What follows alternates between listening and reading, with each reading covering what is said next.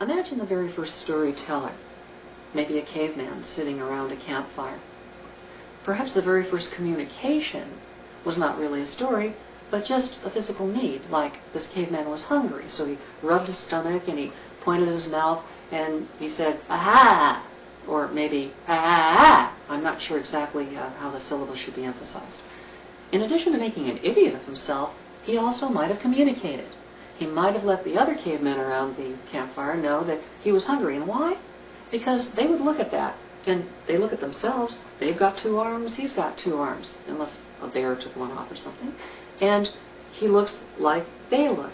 And they see him doing things physically, and they think to themselves, if I did those things, what would that mean to me?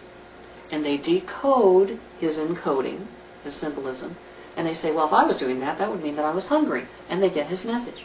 Because there's a basic underlying similarity between the two.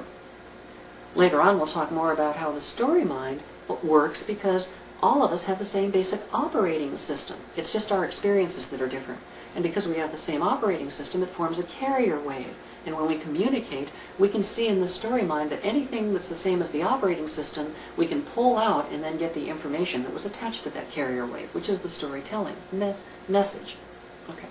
Now, this caveman communicates that way. After a while, he gets a little more sophisticated, and he's able to do such things as describe a linear series of experiences. Perhaps he wants to describe how to get to a place where there are berries, or how to avoid a place where there are bears.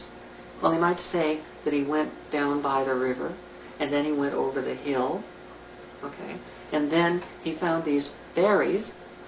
Perhaps it took him several days to go from one place to another. Sign language.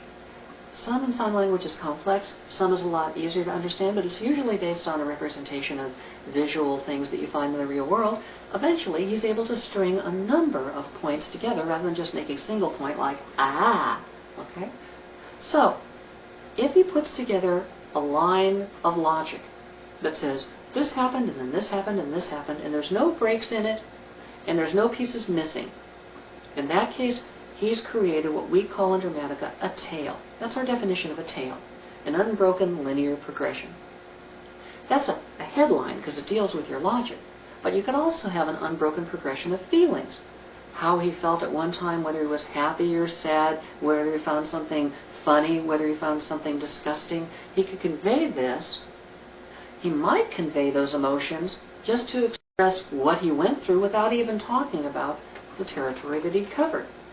There could be a heart line, independent. It might only be a heart line. A tale could just be an emotional progression, or it could just be a logistic progression, or a tale could be a logistic and emotional progression running along side by side, perhaps affecting each other, perhaps not. Let's look at that in a little more depth.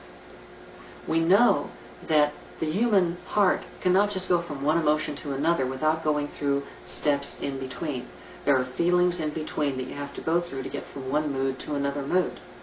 Now, if you start with one emotion, you may be able to jump to any one of a number of emotions, and then from any of those jump to others, but you can't jump to all of them. If you could, then we'd just be bobbing about from one feeling to another, and there would be no growth, there would be no emotional development, but we know there is, and that's an indicator that we can't go from any one thing to any other thing, but there is direction to it. You look at Freud's psychosexual stages, you look at the 7 stages of grief. You have to go through them in a particular order. You can't skip over any. If you do, there's an emotional misstep. It feels untrue to the heart. And a story that has a character go through and miss a step, skip a step, or jump to another emotion that they couldn't get there from here, that will then feel wanky to the audience. It'll feel like the character stopped developing in a way that they could follow with their own hearts, and it will jump the audience right out, and they'll look at the character as being a fabrication rather than someone they identify with. So the idea is to create this linearity. But doesn't that linearity create a formula? Well, it would if you could only go from one emotion to a particular next one to a particular next one and so on. Then there'd only be one path you could take. But as mentioned earlier, from one emotion, there are several, not all, but several that you might go to. And when you go to one of those, there are several others you might go to next. Similarly, in points of logic, from a single point, There might be any one of a number of things that might happen next that would be kosher to happen with what already happened. But you couldn't have anything happen next because some things would just be impossible to happen if this had happened first. There'd be missing steps, or this would preclude that from happening. Now, you can start from any place and eventually get to anywhere else, but you have to go through the in-betweens.